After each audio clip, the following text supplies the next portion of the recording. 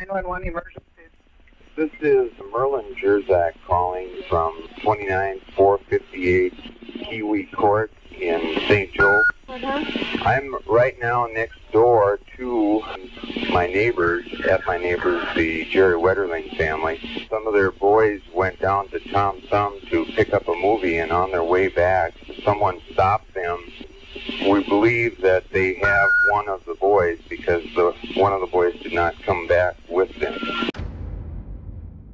On October 22nd, 1989, in St. Joseph, Minnesota, Jacob Wetterling, his 10-year-old brother Trevor, and his best friend Aaron Larson, who was also 11, were riding their bikes home from a convenience store when a masked man with a gun came out of the bushes and told the boys to lay face down on the ground. After asking each boy how old he was, he took Jacob and told the other boys to run away and not look back. Jacob was last seen alive at this time. How could Jacob Wetterling have died? How long would it take for this case to be solved? Hi, and welcome back to our channel.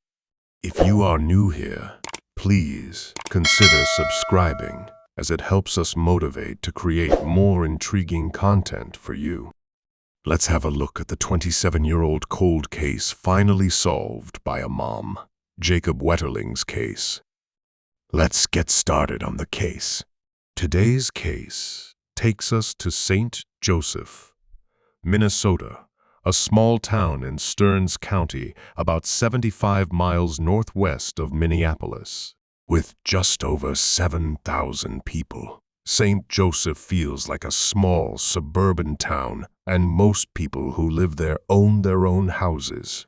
St. Joseph is home to the College of St. Benedict and has a lot of young workers living there. The Quarry Park and nature area are both beautiful places to explore if you like being outside. But in October 1989, a terrible crime happened right here, in this small town that looks like it has it all. Before we get there, we have to go back to the beginning.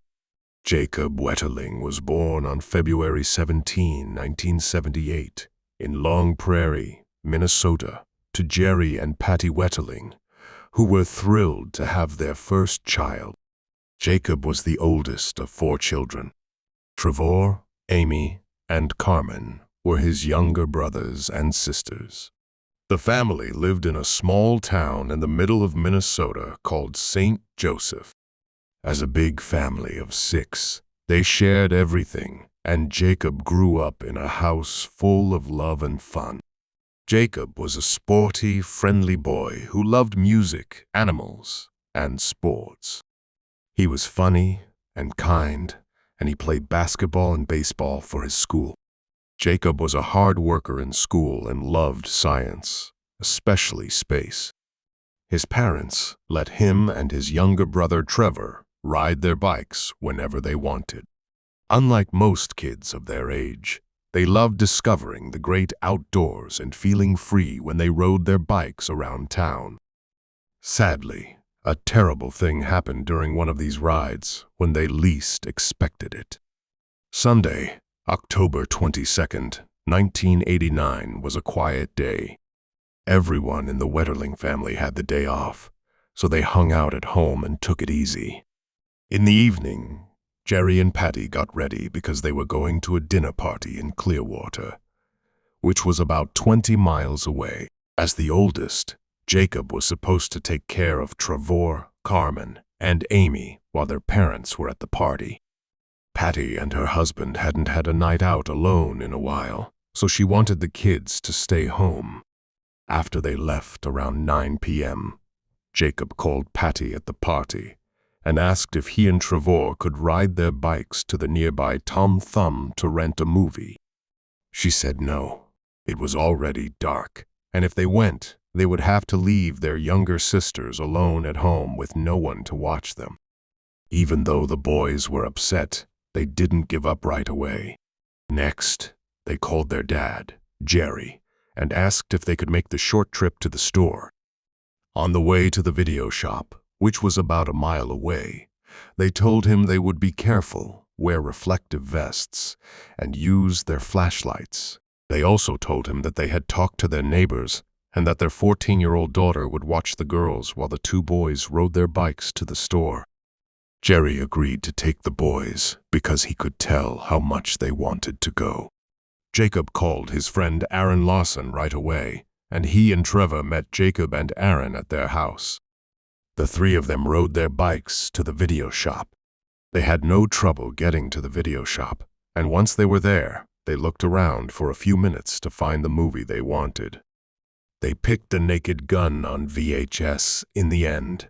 After renting it, they got back on their bikes and started riding home. The boys moved slowly because it was dark, and they needed to use their flashlights to see. After a few minutes of riding, they were scared when a man in a mask came out of a driveway and blocked their way. When he pointed a gun at them and told them to get off their bikes, they became scared. He told them to put their bikes in a ditch next to the road and made them all lie down on the road on their stomachs. He then asked how old all three of them were. When he found out that Trevor was the youngest, he told him to slowly get up and run toward a wooded area nearby. He told him that he would be shot if he made any noise or looked back. Trevor did what the man said because he was scared. The man in the mask then looked at the other two boys. He told them both to look at him and take their faces off the road so he could see them. After a moment of thinking, he seemed to be concentrating on Jacob. He then told Aaron to get up and slowly run away, just like he had done to Trevor just a few minutes before. Aaron also did what he said. He slowly got up and took one last look at Jacob, who was his best friend. He then turned around and ran toward the woods area where Trevor had gone. This was the last time that anyone besides Jacob's captor saw him living. Even though they were scared and shocked by what happened, Trevor and Aaron both knew that Jacob was in a lot worse shape than they were. They ran back to Jacob and Trevor's house, but no adults were there. Since the girls were being watched by their neighbor's daughter, they told her what had happened. The boys looked scared, so the girl knew they weren't playing and that something terrible had happened. She called her father, Merlin Scherdzak, and he went to the Wetterling's house. He called Patty and Jerry right away, who were still at the dinner party. He also called the police, who came right away. Some of their boys went to Tom Thumb to get a movie, and on the way back, someone stopped them. "We think they have one of the boys because he didn't come back with them." Patty and Jerry got back to their house quickly after their dinner party. They were very upset about what had happened to Jacob, but they were glad that Trevor was safe and at home. Soon, the search for Jacob got serious.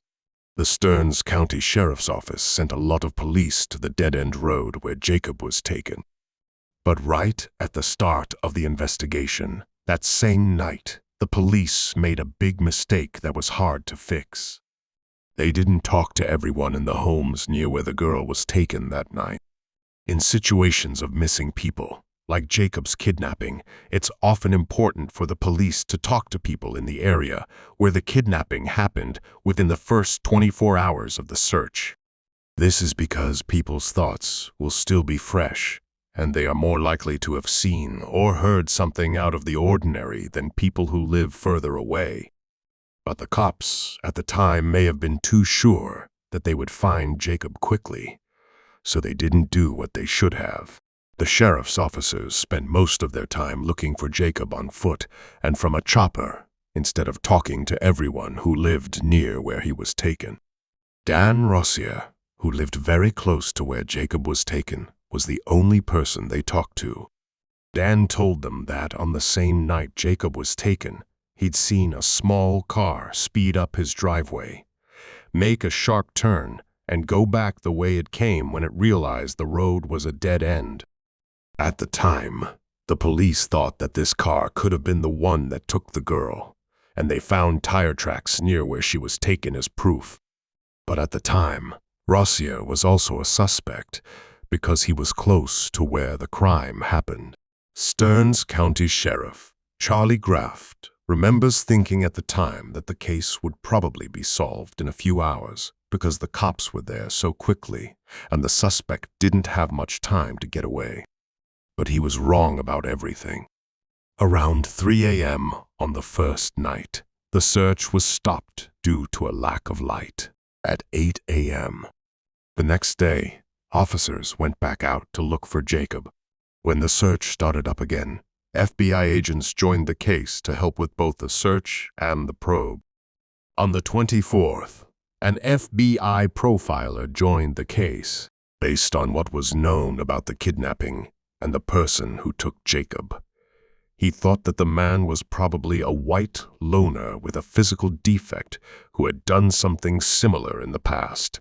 On the 25th, more than 500 people gathered at St. Joseph Church for a prayer gathering for Joseph's safe return. On Thursday, the 26th, the case was talked about all over the country, and business leaders from Minneapolis and St. Paul offered a $100,000 prize for Jacob's safe return.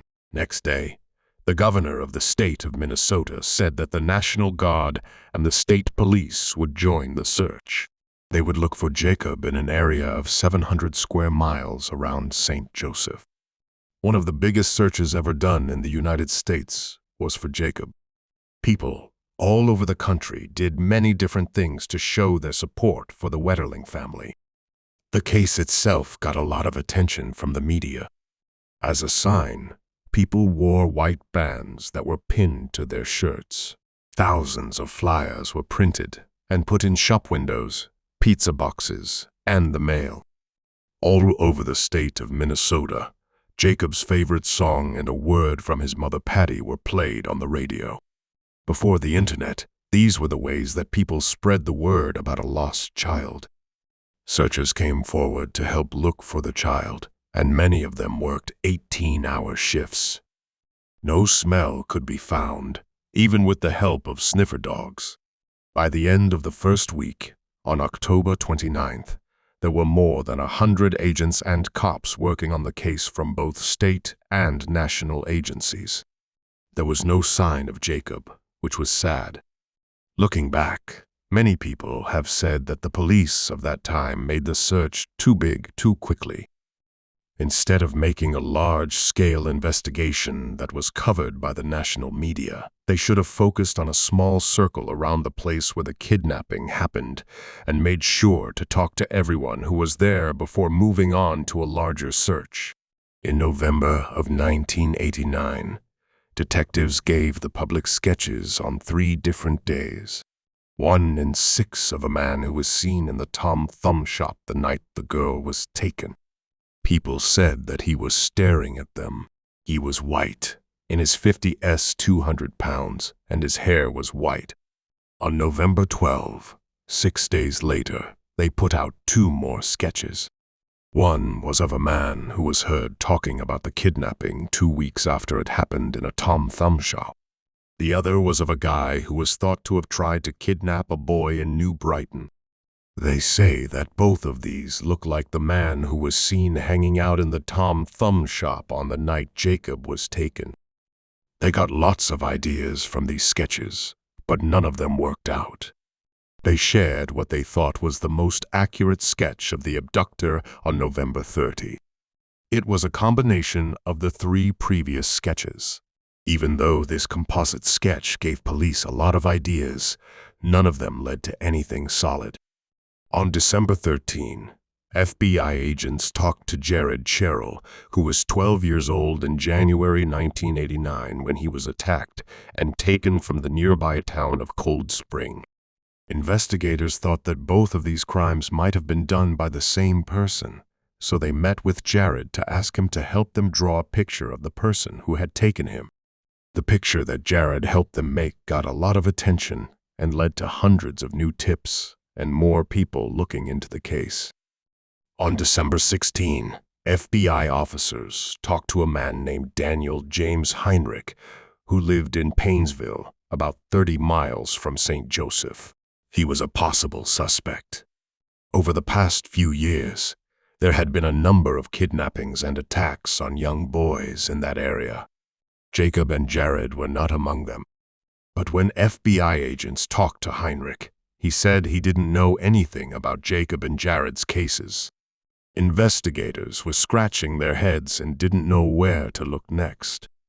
On January 12, 1990, about a month later, they went back to Heinrich and talked to him again. This time, he gave them his tennis shoes and some hair from his body so they could compare them to any other proof they had. 3 days later, on January 15, Heinrich gave detectives permission to take the back tires off of his blue 1982 Ford EXP hatchback and compare them to the tire tracks they had found at the place where Jacob had been taken. The next day, detectives found out that Heinrich also owned a 1989 Mercury Topaz, which he had until March of that year. So, if he had really taken Jared, he would have done it in this car. They were able to get their hands on this car, and when they made Jared sit in it, he told them that, on a scale of 1 to 10, it was about as similar to the car in which he was taken as an 8 or a 9. On January 24, 2016, officials searched Heinrich's home and took a number of things, including 2 police scanners, a carrying case, lists of scanner frequencies, a pair of boots, and clothes. On January 26, Heinrich and 5 other white men were put in a police photo for Jared to see. He couldn't figure out if any of them had taken him, so he only gave Heinrich a 4 on a scale of 1 to 10.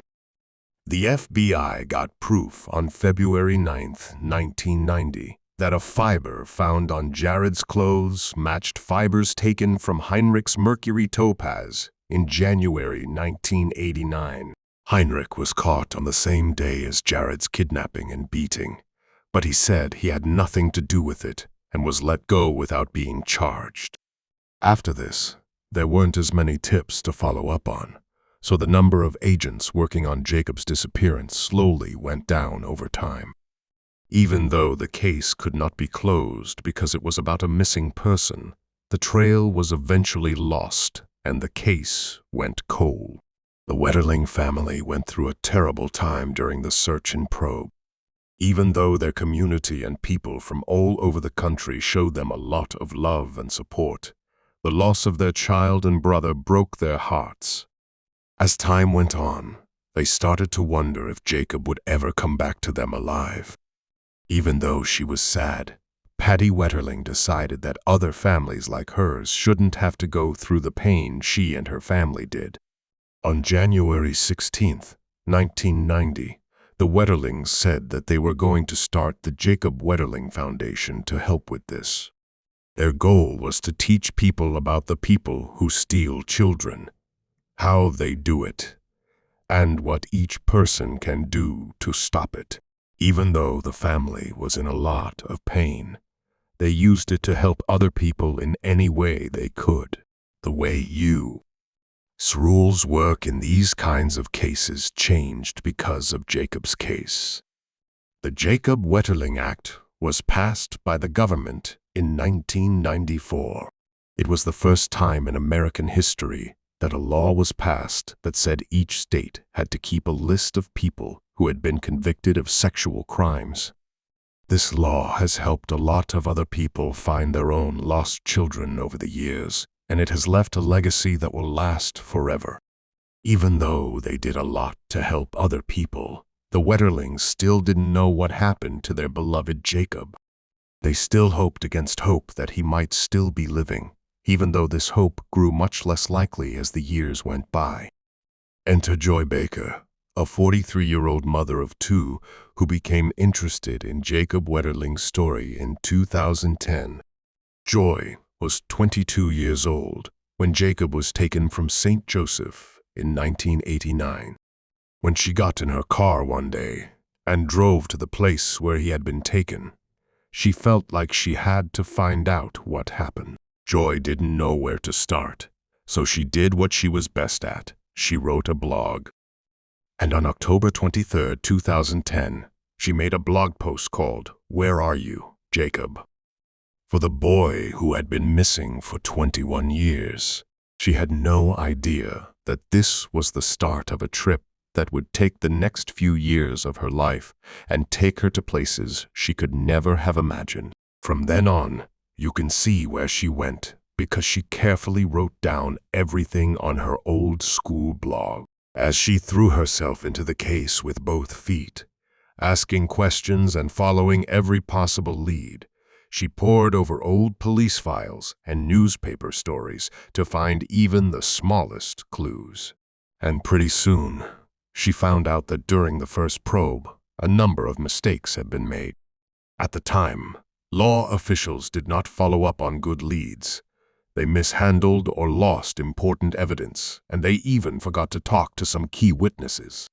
Joy's study was so thorough that one of her blog posts was just about the weather and moon phases on the night of the abduction.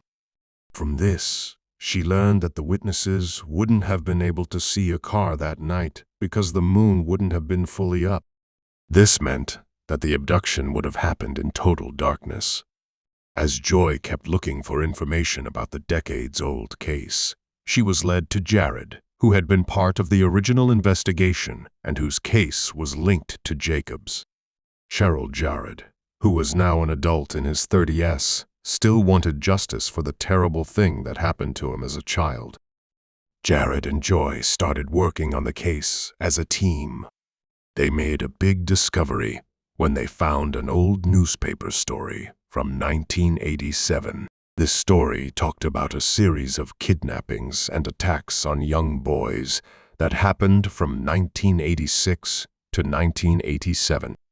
All of these crimes were done in the same way by a guy wearing a mask and carrying a gun. They all happened in or near the small town of Painesville, which was only about 30 minutes from where Jacob had been taken. Joy was able to find some of the victims with the help of Jared. When she did, she found that all of them were now grown men who wanted answers about the horrible things that happened to them decades ago. Together, Jared and Joy made a picture of where each attack happened. They called it the Painesville Assault Cluster. They were shocked by what they found, so they gave it to the police. This brought a case that had been closed for decades back to life. All of a sudden, it was a big story again because Joy's blog went viral and the cops got a lot of tips. The story was talked about again all over the country. After this, Joy's blog went quiet while the cops looked into what had happened. In 2015, 26 years after the first crime, cops were finally on the lookout again. A foreign DNA sample was found on the sweater Judd was wearing when he was taken. This was proof that the person who took Jared was not from the United States. On July 10th, 2015, they found that this DNA profile matched a guy who was 59 years old at the time of the kidnapping and who lived in Painesville. Daniel James Heinrich was the name of the man. Heinrich had been a part of the original investigation, and Joy and Jared had also been keeping an eye on him, but there had never been enough proof to convict him. Last but not least, on October 27th, 2015, Heinrich was charged with a crime by Special Agent Shane Ball in front of a Judge Jeffrey J. Keyes is a magistrate judge. The time limit for Jared's case had passed, but Heinrich was charged with 25 other crimes.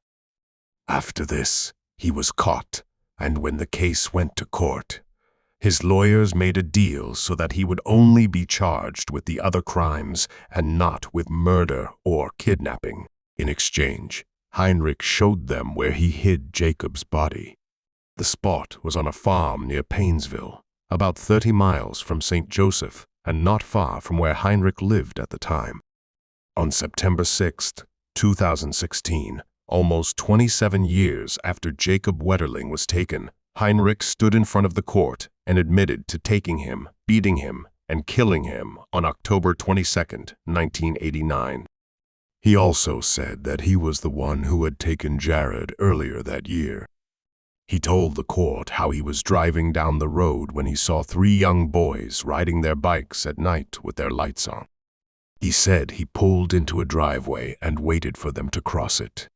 When they did, he took Jacob and told the other 2 boys to run. Then he and Jacob drove to Painesville, a place he knew well. Here, he shot him dead and left his body in a gravel pit in a remote area near a road that leads to a sewage pond. He went back home and waited for a few hours. After midnight, he went back to where he had left Jacob's body and pulled it 100 yards north of where he had shot him. There was work going on nearby, so he found a bobcat, which he knew how to use. He used this to dig a hole for Jacob and buried him there. He also said that about a year later, he went back to the grave and saw that it had been partly dug up and that Jacob's red jacket was visible. At the time, this made him nervous, so he dug up as many of his bones as he could and carried them across the highway to a farm in Painesville, where he reburied them. When he was caught for his many crimes, he showed the police this exact spot. Heinrich got 20 years in jail for the bad things he did. Heinrich was moved to Federal Medical Center Devens, a federal jail in Massachusetts, in January 2017, so he could serve the rest of his 20-year sentence there. Heinrich's statement and the finding of Jacob's body put an end to the decades-long investigation into one of the worst crimes ever committed in the United States. After the case was over, Jacob's body was returned to the Wetterling family. They were able to give him a proper burial at the St. John's Abbey Friends Cemetery in Collegeville, Stearns County, Minnesota. Joy Baker had become good friends with the Wetterling family as she worked to help solve the case. She said she didn't help with the investigation to get fame or credit, but because she was a mother trying to help another mother deal with this terrible disaster. Patty Wetterling and Joy Baker are now lifelong friends.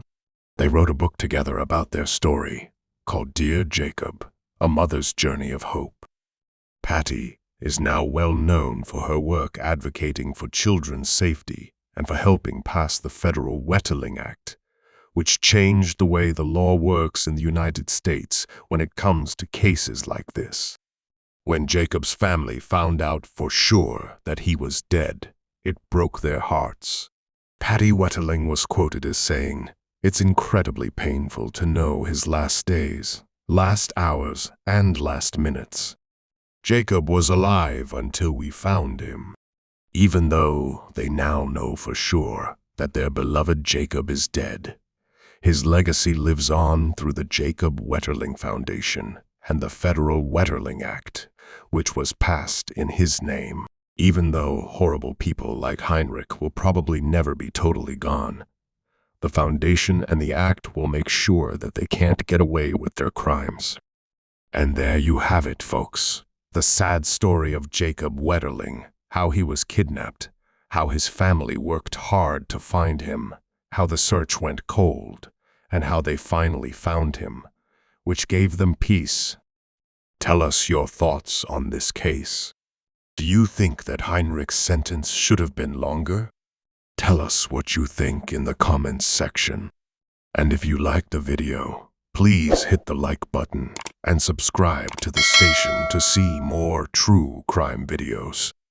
Until then, thank you for watching and please stay safe.